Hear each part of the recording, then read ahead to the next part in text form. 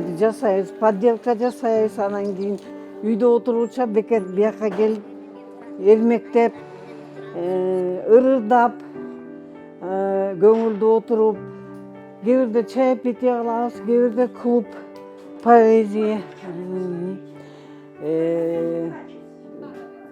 ар кандай мероприятие өткөрөбүз. Ар кандай, например, мен өзүм Кулпросветте иштегем илгери. Биякта художниктер бар, тоже пенсионеры. Эмнеле мугалимдер бар. Ушу жакшы эме көңүлдүү бийлеп отурабыз. Саламатсыңар, здравствуйте. Токмок шаарынын тургуну 69 жаштагы Айтбөбө Солтоналиева пенсияга чыккандан бери керели кечке үйдө. Ал бул борборго аптасына 2 жолу курдаштарына келип, убактысын көңүлдүү өткөрүүнү адат кылып алган. Частный үй, жалгыз жашайм. Кызым үйдө өзүнчө жашайт. Мен жалгызмын. Неберелерди мен чоңойттум. Экөө тең чоң уже өзүнчө үйлөнгөн, жайланган. Башка неберелерим жок. Кызым жалгыз болуп атпайбы? 2 неберем менен, 2 бала. Уже чоңойду. Эми вот өзүмө именно сейчас азыр өзүмө убакыт болуп атат да, караганы. Песенка знакомая и мотив простой.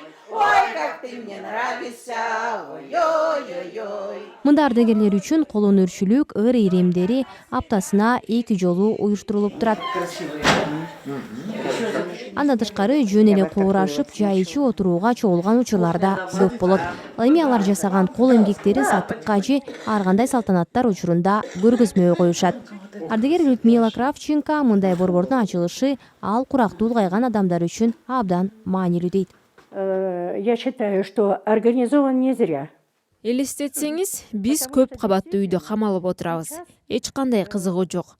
Ал эми бул жака келгенде кадимкидей көңүлүң көтөрүлүп, башкысы өзүңө окшогон адамдар менен сүйлөшүп, чер жазасың. Карыган адамга башкысы сүйлөшүү жетишсиз. Иш-чараларда ырдап, жаш балдар үчүн, чоңдор үчүн чакан концерттерди коюп калабыз. Ар бирибиз клубка шашып келебиз.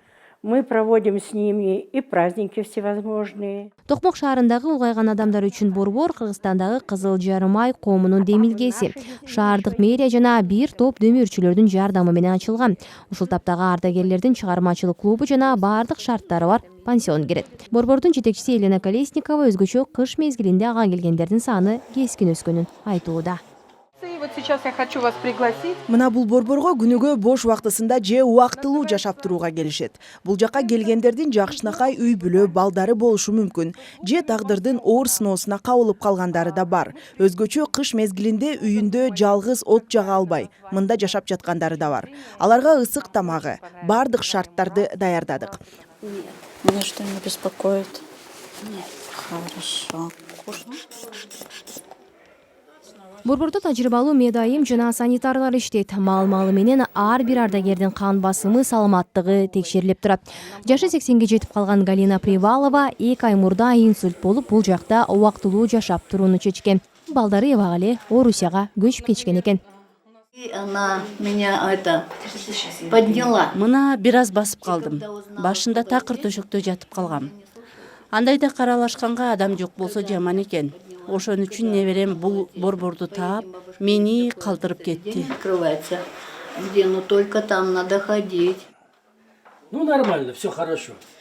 Вот пусть приезжают. Ал эми 74 жаштагы Хасан Абитов бир күн мурда мында туулган күнүн белгилегенин айтып берди.